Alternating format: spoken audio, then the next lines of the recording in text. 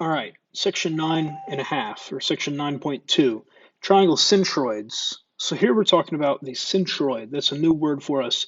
The centroid is the spot where the medians meet, right?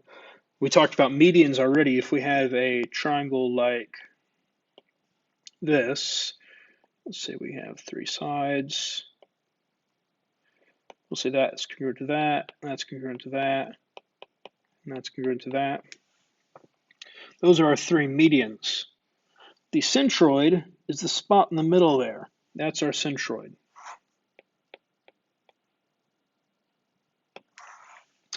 The centroid is the balancing point of the triangle, right? If you had a triangle and you wanted to like hold it up by just it touching like the tip of your pencil, you'd put your pencil right on that spot and it could balance on it. Now in this lesson, we're going to be finding the centroid. We're going to be given the coordinates. We're going to be given the three corners of the triangle, or the three angles where they happen, and we're going to have to find our centroid. Now the centroid, if we have an x1, y1, x2, y2, and x3, y3, if those are our three corners, or our 3 points, then the centroid happens at x1 plus x2 plus x3 over 3, and y1 plus y2 plus y3 over 3. All you do is you average all three x's and you average all three y's. That's all we have to do. So let's look at these. Let's look at number 2. Our centroid is going to be at some big point, and I'm going to write it in there as a formula. We have our x's 1, 7, and 5, so we're going to have 1 plus 7 plus 5 over 3, and then our y's will be negative 6 plus a negative 1 plus a negative 6 over 3. And I'm going to type this in my calculator. So starting off, I'm going to say 1 plus 7 plus 5. I'm going to press enter, and that gives me 13 divided by 3 gives me 4.3. Now I'll have negative 6 plus negative 1 plus negative 6. That gives me negative 13. And again, divided by 3 gives me negative 4.3. Really, it's 4.3 repeated. Let me double check how CUDA will list the answer. We're talking about centroids.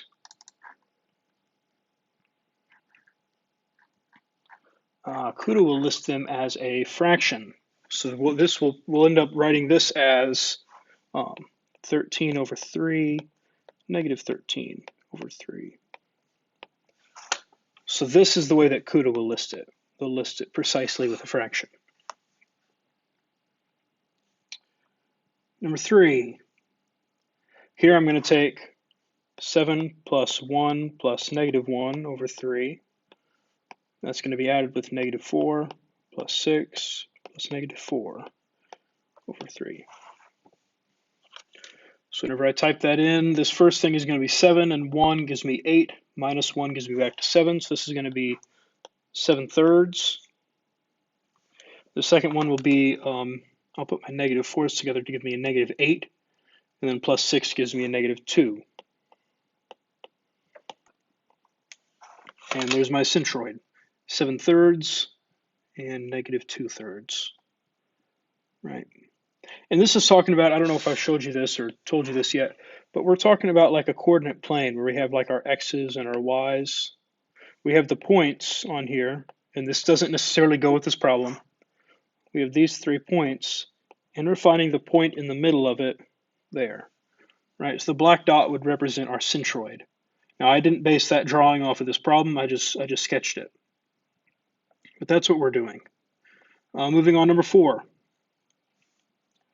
I'm going to average these together, so I'm going to say, well, 1 plus negative 1 plus 6 over 3.